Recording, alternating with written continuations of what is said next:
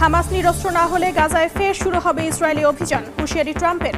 বন্দীদের মরদেহ ফেরত দিয়েছে দুই পক্ষ, চুক্তি ভঙ্গ করে চলছে দখলদার বাহিনীর হামলা।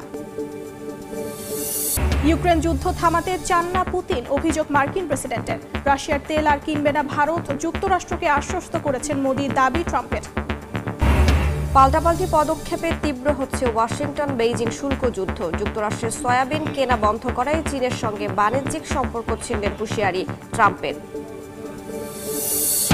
এবং সরকার বিরোধী বিক্ষোভে উত্তাল বেলজিয়াম, পুলিশের টিয়ার গ্যাস নিক্ষেপ। ব্যয় সংকোচন ও পেনশন সংস্কারের বিরুদ্ধে দেশজুড়ে ধর্মঘট, অচল বিমান ও গণপরিবহন ব্যবস্থা। যুদ্ধবিরতির শর্ত মেনে হামাস নিরস্ত্র না হলে ইসরায়েল ফের গাজায় অভিযান শুরু করতে পারে বলে জানিয়েছেন মার্কিন প্রেসিডেন্ট ডোনাল্ড ট্রাম্প। ওভাল অফিসে সাংবাদিকদের ট্রাম্প আরও বলেন, তার নির্দেশ দেয়া মাত্রই উপত্যকার রাস্তায় নামবে ইসরায়েলি সেনারা।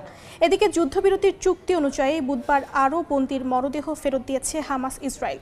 যেসব জিম্মির মরদেহ খুঁজে পাওয়া সম্ভব ছিল সবগুলোই ফেরত দেওয়ার দাবি করেছে ফিলিস্তিনের স্বাধীনতাকামী সংগঠন। ৪৫ ফিলিস্তিনির মরদেহ ফিরিয়েছে ইসরায়েল। গাজায় যুদ্ধবিরতির পর ইসরায়েলের নির্বিচার বোমাবর্ষণ থামলেও ফেরেনি শান্তি। নিজ ঠিকানায় ফিরে ধ্বংসস্তূপ ছাড়া আর কিছুই পাচ্ছেন না ফিলিস্তিনিরা। মাথা গোঁজার ঠাঁই নেই, মিলছে না বিশুদ্ধ পানি, খাবার, ওষুধ। আল জাজিরা জানিয়েছে, যুদ্ধবিরতি চুক্তি লঙ্ঘন করে কিছু কিছু জায়গায় হামলা চালিয়েছে নেতানিয়াহু বাহিনী। ইসরায়েল যুদ্ধবিরতি চুক্তি ভেঙে হামলা চালালেও উল্টো হামাসকেই হুঁশিয়ারি দিয়েছেন মার্কিন প্রেসিডেন্ট। বুধবার ওভাল অফিসে সাংবাদিকদের ট্রাম্প বলেন, সংগঠনটি চুক্তির শর্ত না মানলে নেতানিয়াহু বাহিনী উপত্যকায় ফের অভিযান শুরু করবে। এর আগে গণমাধ্যমে দেয়া সাক্ষাৎকারে সাংবাদিকদের ট্রাম্প জানান, তার নির্দেশ দেয়া মাত্রই গাজায় নামবে ইসরায়েলি সেনারা। ফিলিস্তিনের স্বাধীনতাকামী সংগঠনটি জানিয়েছে, যেসব জিম্মির মরদেহ খুঁজে পাওয়া সম্ভব ছিল সবগুলোই ফেরত দেয়া হয়েছে। বাকি মরদেহগুলো ইসরায়েলি হামলায় ধসে পড়া স্থাপনার নিচে চাপা পড়েছে, যা খুঁজে পাওয়া কঠিন। এই কাজে বিশেষ যন্ত্রপাতি প্রয়োজন বলেও জানিয়েছে হামাস। একই দিন ইসরায়েলও রেড ক্রসের মাধ্যমে বেশ কয়েকজন ফিলিস্তিনের মরদেহ ফেরত দিয়েছে। 4 জিম্মির মরদেহ ফেরত দেওয়ার পর রাফা ক্রসিং খোলার অনুমোদন দিয়েছে ইসরায়েল। তবে শর্ত দিয়েছে, ট্রাকগুলো গাজায় প্রবেশের পরপরই খালি করা হবে। সেখান থেকে জাতিসংঘ ও অন্যান্য সংস্থার ট্রাকে করে বাসিন্দাদের কাছে পৌঁছে দেওয়া হবে। যুদ্ধবিরতির পর থেকেই দিনে নির্ধারিত 600 ট্রাকের অনেক কম ত্রাণ গাজায় ঢুকতে দেওয়া হচ্ছে। বুধবার বিশ্ব খাদ্য কর্মসূচি জানিয়েছে, এদিন তাদের মাধ্যমে মাত্র 137 ট্রাক ত্রাণ উপত্যকাটিতে সরবরাহ করা হয়েছে। এসব ট্রাকে ময়দা ও চিকিৎসা সরঞ্জামের মতো প্রয়োজনীয় জিনিসপত্র ছিল। গাজায় যুদ্ধবিরতি জিম্মিদের মুক্তির পরই নেতা নির্বাচনের পথে হাঁটছে ইসরায়েলের ক্ষমতাসীন লিকুদ পার্টি। আগামী মাসের শেষ দিকে এর নির্বাচন হতে পারে বলে জানিয়েছে স্থানীয় গণমাধ্যম। বিনা ভোটে প্রতিদ্বন্দ্বিতায় নেতানিয়াহু জয়ী হতে পারেন বলে রিপোর্ট প্রকাশ করেছে টাইমস অফ ইসরায়েল। রাশিয়ার একের পর এক হামলায় বিপর্যস্ত ইউক্রেন। খার্কিভের একটি হাসপাতালে ড্রোন ও বোমা হামলা চালিয়েছে রুশ বাহিনী। এতে অন্তত 57 জন আহত হন। এমনকি হামলার লক্ষ্যবস্তু থেকে বাদ যায়নি জাতিসংঘের ত্রাণবাহী গাড়ির বহরও। এ অবস্থায় যুক্তরাষ্ট্র সফরে যাচ্ছেন ইউক্রেনের প্রেসিডেন্ট ভলোদিমির জেলেনস্কি। মার্কিন প্রেসিডেন্ট ডোনাল্ড ট্রাম্পের সঙ্গে বৈঠকে ইউক্রেনকে রাসায়নিক ক্ষেপণাস্ত্র টমাহক সরবরাহের বিষয়ে আলোচনার কথা রয়েছে। জ্বালানি স্থাপনা ধ্বংসের কারণে ব্যাপক বিদ্যুৎ বিভ্রাটের মধ্যেই এবার ইউক্রেনের হাসপাতাল ও জাতিসংঘের ত্রাণবহরে হামলা চালিয়েছে রুশ বাহিনী। ইউক্রেনীয় কর্মকর্তারা জানান, স্থানীয় সময় মঙ্গলবার রাতে খার্কিভের একটি হাসপাতালে ড্রোন ও বোমা হামলা চালায় রাশিয়া। এতে বেশ কয়েকজন আহত হন। হামলার পর ওই হাসপাতাল থেকে অন্তত 50 জন রোগীকে অন্যত্র সরিয়ে নেওয়া হয়েছে। এদিকে খেরসনে ত্রাণ সহায়তা পৌঁছে দেওয়ার সময় জাতিসংঘের গাড়িবহরে হামলা চালায় রুশ বাহিনী। এতে কেউ হতাহত না হলেও 2টি ট্রাক ক্ষতিগ্রস্ত হয়েছে বলে জানান জাতিসংঘ ও ইউক্রেনের কর্মকর্তারা। খার্কিভে রুশ বাহিনীর হামলাকে সন্ত্রাসী আক্রমণ আখ্যা দিয়েছেন ইউক্রেনের প্রেসিডেন্ট জেলেনস্কি। বলেন, শীত আসার আগে ইউক্রেনের বিদ্যুৎ অবকাঠামোকে টার্গেট করে আসছে রাশিয়া, যাতে বাসিন্দারা বিদ্যুৎবিহীন থাকার কারণে মানসিকভাবে ভেঙে পড়ে। এ সময় গাজায় যুদ্ধবিরতি চুক্তি বাস্তবায়নে ট্রাম্পের প্রচেষ্টাকে ইউক্রেনের শান্তির গতি সৃষ্টির নির্দেশ দিচ্ছে বলেও মন্তব্য করেন তিনি। এদিকে খেরসনে জাতিসংঘের গাড়িবহরে হামলার নিন্দা জানিয়ে এ ঘটনাকে আন্তর্জাতিক আইনের লঙ্ঘন বলে মন্তব্য করেছে জাতিসংঘ। ইউক্রেন জুড়ে চলমান হামলার মধ্যেই যুক্তরাষ্ট্র সফরে যাচ্ছেন প্রেসিডেন্ট জেলেনস্কি। স্থানীয় সময় শুক্রবার ওয়াশিংটন ডিসিতে মার্কিন প্রেসিডেন্ট ডোনাল্ড ট্রাম্পের সঙ্গে বৈঠকে বসার কথা রয়েছে তার, যেখানে আলোচনার মূল এজেন্ডায় রয়েছে ইউক্রেনকে শক্তিশালী রাসায়নিক ক্ষেপণাস্ত্র টমাহক সরবরাহের বিষয়। এ ক্ষেপণাস্ত্র হাতে পেলে ইউক্রেনের অস্ত্র ভাণ্ডারে সবচেয়ে দীর্ঘ পাল্লার ক্ষেপণাস্ত্র হবে সেটি, যার মাধ্যমে ইউক্রেন রাশিয়ার অভ্যন্তরে এমনকি মস্কো পর্যন্ত লক্ষ্যভেদ করতে সক্ষম হবে। এর আগে রাশিয়ার আগ্রাসন বন্ধ না হলে ইউক্রেনকে টমাহক সরবরাহের হুঁশিয়ারি দিয়েছিলেন মার্কিন প্রেসিডেন্ট ডোনাল্ড ট্রাম্প।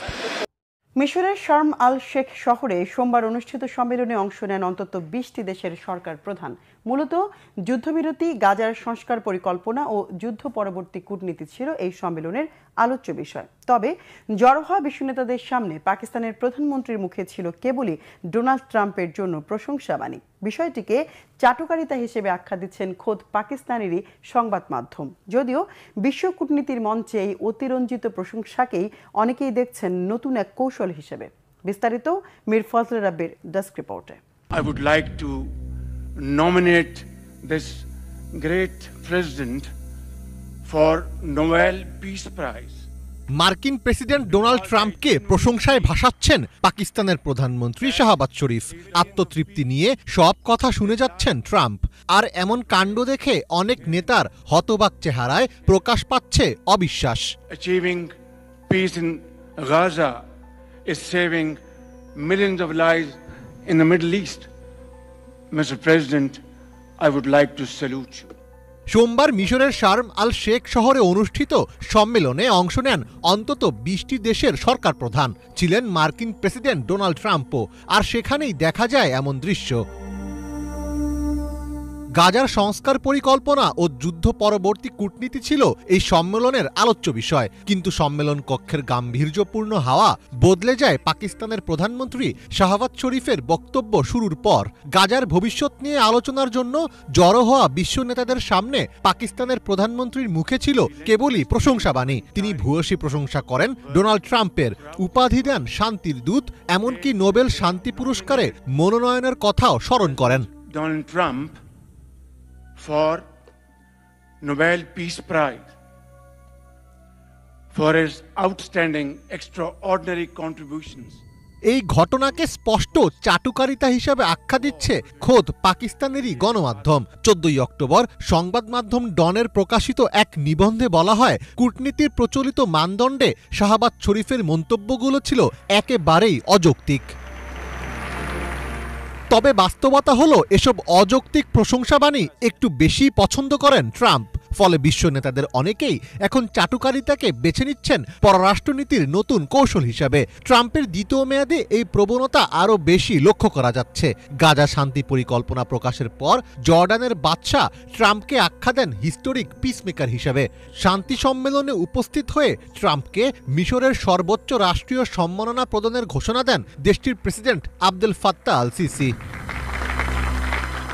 2019 সালের ফেব্রুয়ারিতে প্রথম মেয়াদে প্রেসিডেন্ট থাকা অবস্থায় প্রথমবারের মতো নোবেল শান্তি পুরস্কার পাওয়ার আশা প্রকাশ করেন ট্রাম্প। সে সময় বিষয়টি বেশি গুরুত্ব না পেলেও দ্বিতীয় মেয়াদে বিভিন্ন দেশের নেতাদের অনেকে ট্রাম্পকে নোবেলের জন্য মনোনয়ন দিতে রীতিমতো হুমড়ি খেয়ে পড়েন। ট্রাম্পকে শান্তিতে নোবেল পুরস্কারের জন্য মনোনীত করেন ইসরায়েলের প্রধানমন্ত্রী বেনিয়ামিন নেতানিয়াহু। সে তালিকায় যোগ দেয় পাকিস্তান ও কম্বোডিয়াও। আর এক্ষেত্রে এক ধাপ এগিয়ে আর্জেন্টিনার প্রেসিডেন্ট জেভিয়ার মিলেই। ট্রাম্পকে মনোনয়ন দেওয়ার জন্য ফ্রেমযুক্ত চিঠি উপহার দেন তিনি।